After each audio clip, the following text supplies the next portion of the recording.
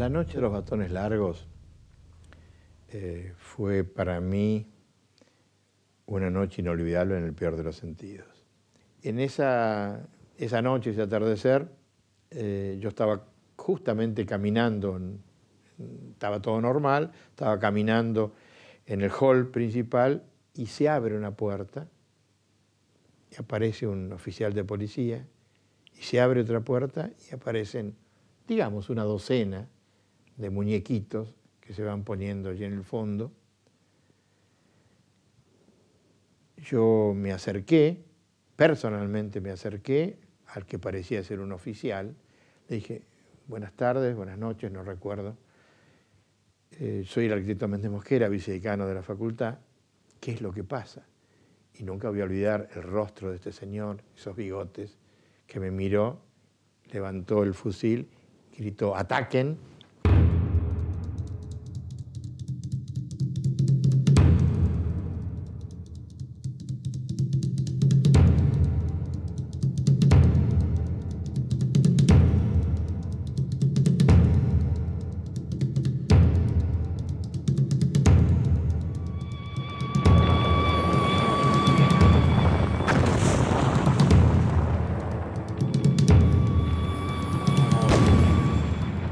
En el año 1955, las Fuerzas Armadas consuman un nuevo golpe de Estado. La autodenominada Revolución Libertadora abre un nuevo capítulo en la historia trágica de la Argentina.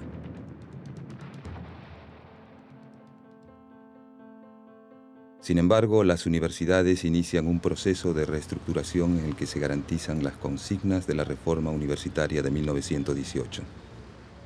Autonomía y gobierno tripartito, formado por profesores, graduados y estudiantes. Incorporan la idea de modernización, que se materializa en la formación de centros de investigación, renovación de programas de enseñanza y creación de nuevas carreras como psicología y sociología. En este nuevo panorama, tiene un lugar central el vínculo entre enseñanza e investigación, promoviendo la figura del profesor con dedicación exclusiva. Una de las facultades que lidera este periodo de transformación es la de Ciencias Exactas y Naturales, instaurando los conceptos que habrán de regir a la universidad en los planos técnico, científico e ideológico por los próximos 10 años.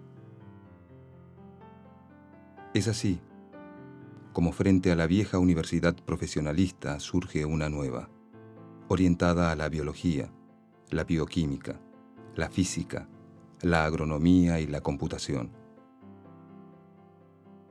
Las universidades se equipan con nuevos laboratorios. La ciencia debe convertirse en motor de la economía. Y es que un proyecto de universidad no solamente tiene que tener en cuenta el país y el contexto, sino que ahí entra mucho la ideología, no como partido político, no como, digamos, dogmas de cualquier tipo que sea, sino la concepción sociopolítica del país. Durante este periodo también se abren en las universidades secretarías de extensión y se organizan campañas de alfabetización.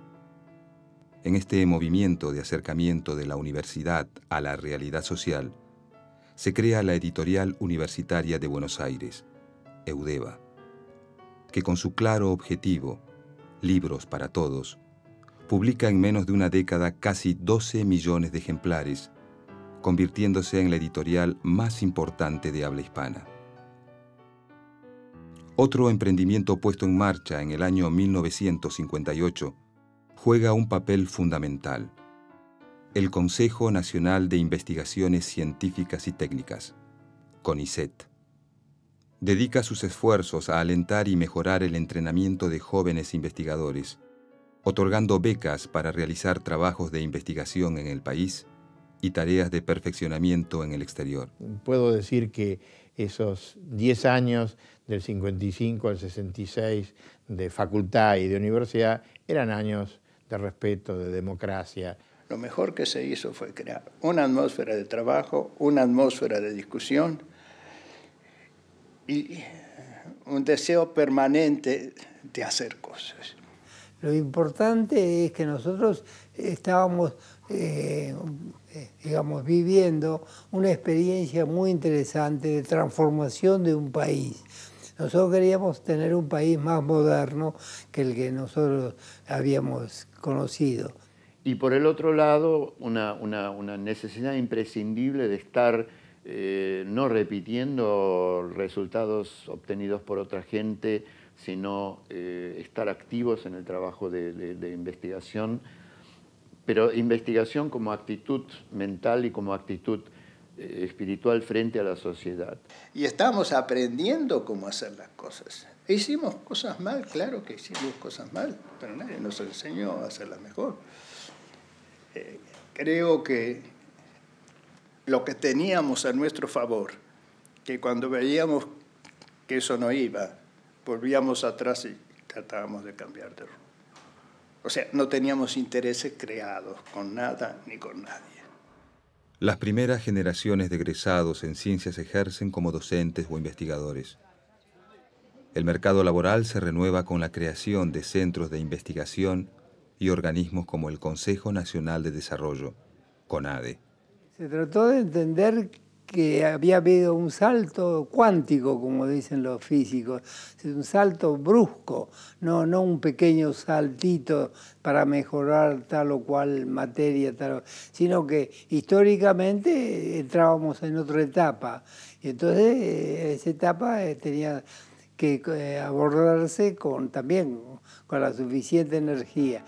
Se instala por primera vez una computadora en América Latina. Adquirida por la Universidad de Buenos Aires para la Facultad de Ciencias Exactas, es utilizada con intensidad, en primer lugar, por el Instituto de Cálculo. Allí se estudia la trayectoria del cometa Halley, se diseñan modelos para la resolución de problemas matemáticos, hidrológicos y econométricos, y se desarrollan lenguajes de computación. Y después pusimos la norma de que se podía haber trabajos pagos. Por ejemplo, si los ferrocarriles del Estado o meteorología nos pedía un cálculo, se podía cobrar y ese dinero gastado precisamente dentro del propio instituto. En general, esas cosas eran antes muy complicadas, pero la gestión de Rolando García en ese aspecto fue muy decisivo porque se le dio plena autonomía a las autoridades de las facultades para poder administrar los bienes que podía ingresar por los cálculos o por los trabajos. Algunos grupos de investigación pertenecientes a las universidades nacionales y a instituciones estatales vinculadas a ellas alcanzan un nivel de excelencia inédito en la historia del país.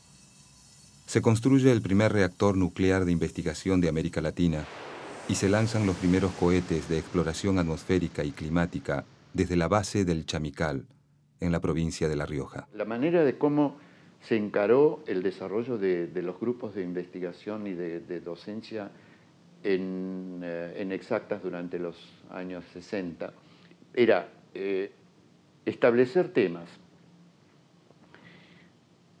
mandar a jóvenes recién recibidos a doctorarse o a formarse en esos temas en el exterior, pero eligiendo nosotros los temas. Por ejemplo, cinética en fase gaseosa. Eso es un tema que es interesante para nosotros por tal y tal motivo, porque tiene un efecto multiplicador, porque tiene aplicaciones en distintos ámbitos de la industria química. Ese es un tema que nos interesa. Electroquímica, también, X razones, vamos a hacer investigación básica en electroquímica, pero elegimos el tema en función de sus posibles bifurcaciones en otros ámbitos.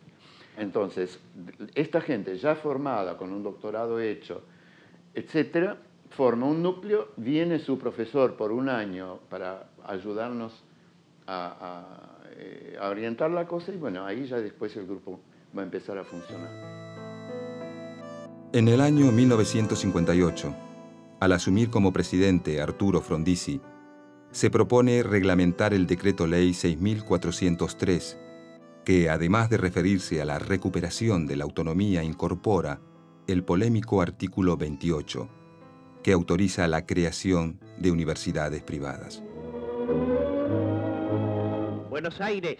El problema de la enseñanza universitaria agita los claustros y el estudiantado se divide en dos sectores que se identifican con las denominaciones de laicos y libres. La ocupación de algunas casas de estudios es seguida por la adopción de medidas de vigilancia. El pleito que gana la calle llega también al Parlamento. En la Universidad del Estado había un estatus de manejo de la universidad donde la parte religiosa, por ejemplo, no se podía tocar. Entonces estaba en una especie de convenio, de statu quo, de que de eso no se hablaba. Y entonces los grupos católicos, sobre todo, fueron los que impulsaban esa nueva universidad que se supone que iba a ser libre, entre comillas, y católica. Y así empezaron a haber movilizaciones de todo tipo. Y se polarizó la cosa. En septiembre de ese año, una multitudinaria movilización a favor de la enseñanza laica no alcanza para contrarrestar la fuerte influencia de sectores católicos y finalmente se establece el marco legal para el establecimiento de estas nuevas universidades. Y efectivamente surgieron así universidades católicas, pero surgieron a su vez las universidades privadas, que ya respondían a otros intereses.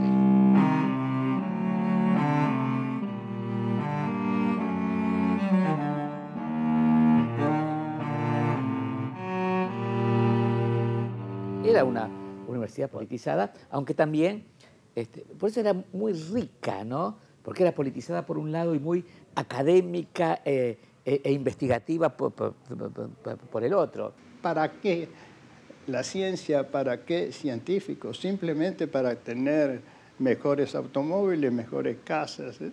No, para un mundo distinto hay que hacer política. En nuestra facultad estaba muy clara una línea del humanismo, estaba muy clara una línea del reformismo, con toda la tradición del reformismo y toda la ideología del reformismo. Si bien en ambos grupos se encontraban simpatizantes de varias corrientes ideológicas, los reformistas tenían un pensamiento fundamentalmente de izquierda y se consideraban los herederos de la Reforma de 1918. El movimiento humanista, predominantemente de centro, surgió a principios de la década del 50, cuando en Europa se extendía la democracia cristiana, es decir, su raíz era principalmente católica. El sector humanista se comportó de una manera que nos hizo aliados en muchos de los proyectos y desarrollos de la universidad, en tanto universidad, independientemente de hablar del contexto de país, del contexto nacional, etc. Si no hablábamos de eso, había una comida como respondían, digamos, a un plan universitario sin intereses así de grupo. Esos son los humanistas, porque hubo un sector de la Iglesia representado, sobre todo entre los graduados, profundamente reaccionario, profundamente imposible incluso de tener diálogo.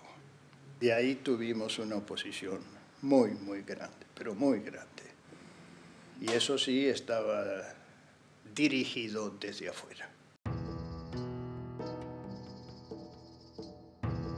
Con el peronismo proscripto, el 12 de octubre de 1963, asume la presidencia el doctor Arturo Illia. Había ganado las elecciones con el 25% de los votos. Es otro gobierno civil débil, condicionado desde su origen por fuertes presiones de sectores militares, sindicales y sociales de distinto signo. Illia, a pesar de haber llegado al poder con una cantidad de votos pequeña, continuó en la universidad, por lo menos permitió que la universidad se siguiera desarrollando con mucha calidad, talento, etc. Buenos Aires, recordando sus años mozos cuando era estudiante, el presidente electo Dr. Ilía realizó un espontáneo deseo: visitar la Facultad de Ciencias Económicas. Esta es la antigua sede de la de Ciencias Médicas en la que el presidente cursó sus estudios. Quedó en el ambiente la seguridad de que el Dr. Ilía se abocará de inmediato a los problemas universitarios.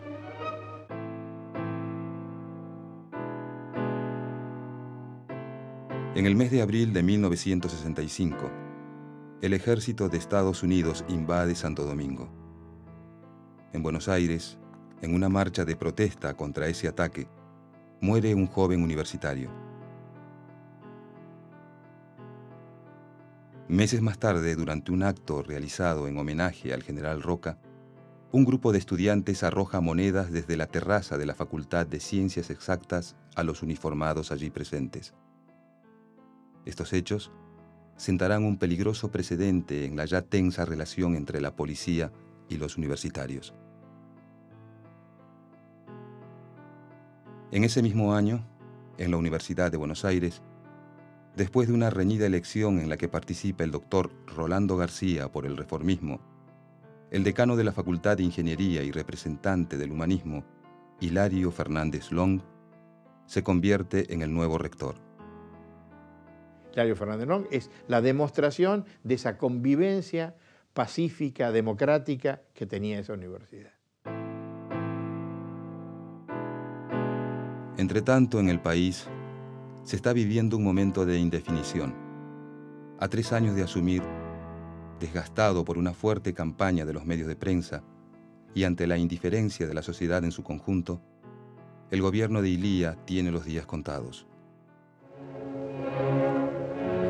En las últimas horas de la tarde del día 27 de junio, se agravó la tensa situación existente desde tiempo atrás en las Tres Armas, que había dado motivo a varias reuniones de los altos mandos militares y del Poder Ejecutivo. La grave crisis institucional culminó con la separación del doctor Arturo Illia del cargo de presidente de la Nación.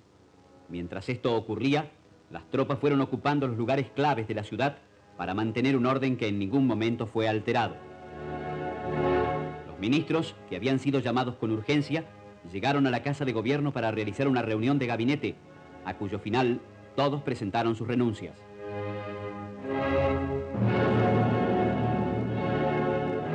Esa madrugada se reúne el Consejo Superior de la Universidad y aprueba un comunicado repudiando el golpe. En este día aciago, en el que se ha quebrantado en forma total la vigencia de la Constitución, el rector de la Universidad de Buenos Aires hace un llamado a los claustros universitarios en el sentido de que sigan defendiendo, como hasta ahora, la autonomía universitaria, que no reconozcan otro gobierno universitario que el que ellos libremente han elegido y que se comprometan a mantener vivo el espíritu que haga posible el restablecimiento de la democracia. Al día siguiente, el expresidente abandonó la Casa de Gobierno, partiendo en un automóvil hacia la residencia de un hermano en la provincia de Buenos Aires.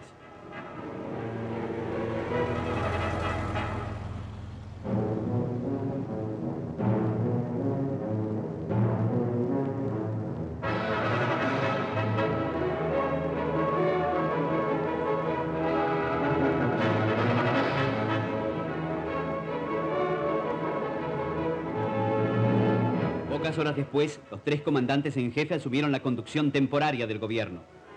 En esa oportunidad, se anunció que la presidencia de la Nación sería asumida por el teniente general Juan Carlos Onganía. Yo, Juan Carlos Onganía, juro por Dios nuestro Señor y estos santos evangelios, desempeñar con lealtad y patriotismo el cargo de presidente de la Nación y observar fielmente los fines revolucionarios, el Estatuto de la Revolución y la Constitución de la Nación Argentina.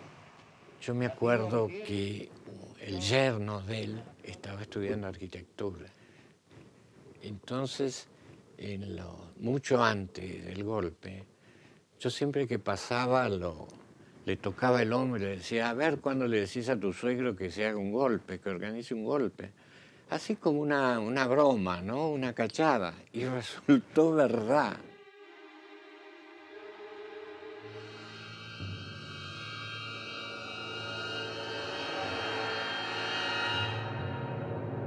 El nuevo régimen, autoproclamado Revolución Argentina, viene a imponer el orden.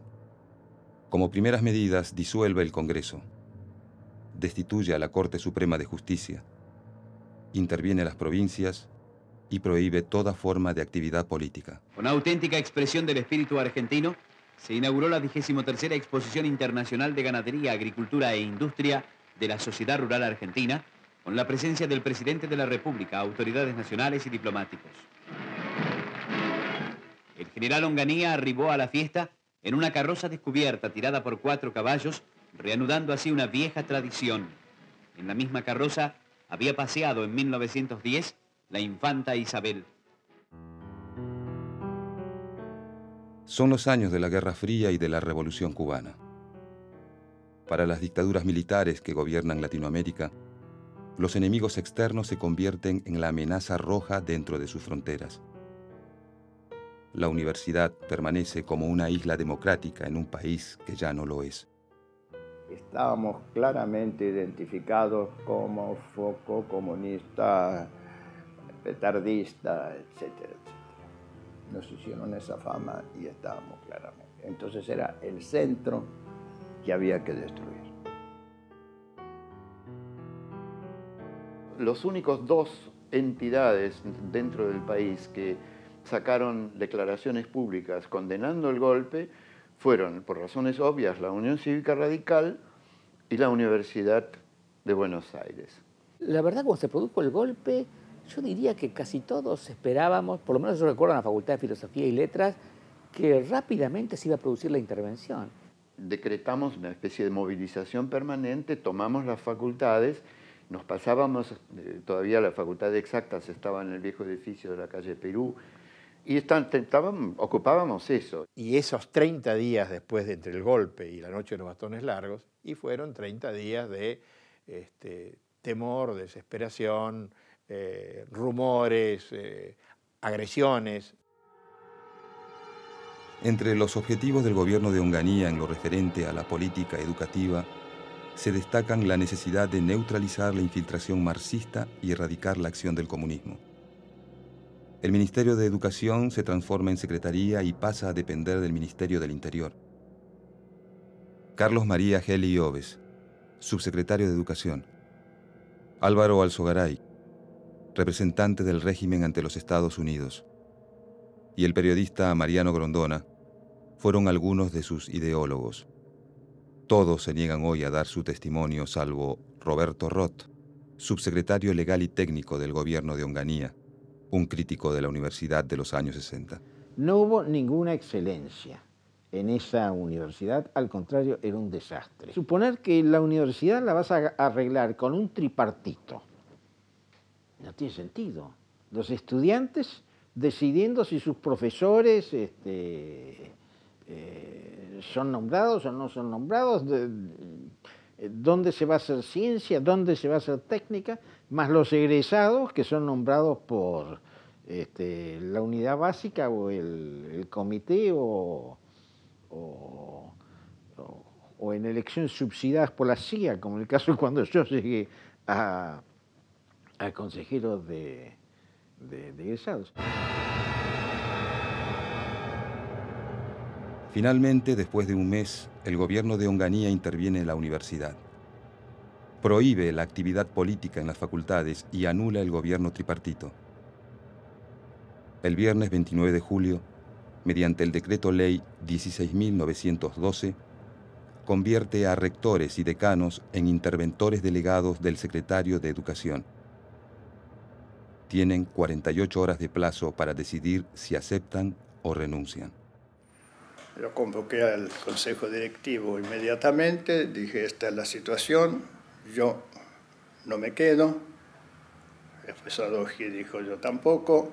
Dimos la vuelta a todos los profesores, ninguno aceptó quedarse como delegados del gobierno. Había una resistencia simbólica, es decir, cerramos la puerta porque no queremos este estatuto nuevo.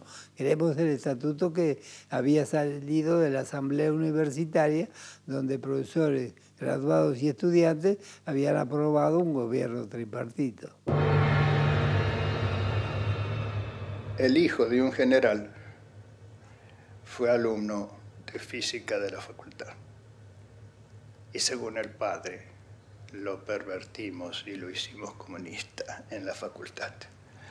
Este muchacho oyó a su padre decir por teléfono: a los de la Facultad de Ciencias los sacan a palos y a tiros.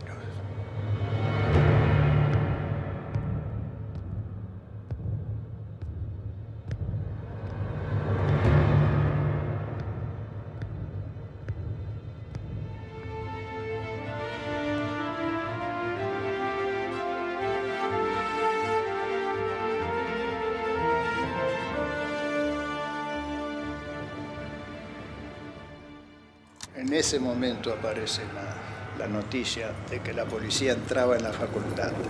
Nos llenaron de gases y cuando ya no podíamos respirar, salimos y yo fui directamente al oficial. Le digo: ¿por qué han entrado ustedes aquí? De acuerdo con este gobierno, yo sigo siendo decano de acá. Y había un tipo bastante más corpulento que yo al lado de él, con uniforme, hijo de puta. Y pegó un palazo en la cabeza, me tiró al suelo. Pegaba muy bien, como para que no hubiera muertos, digamos. Había heridos, algunos profesores y otros, había algunas mujeres, eso fue lo que más me chocó. Y yo ya estaba tan caliente que salí y me puse a insultarlo, ¿no? A grito pelado, porque veía cómo le estaban pegando a los muchachos, era realmente vergonzoso.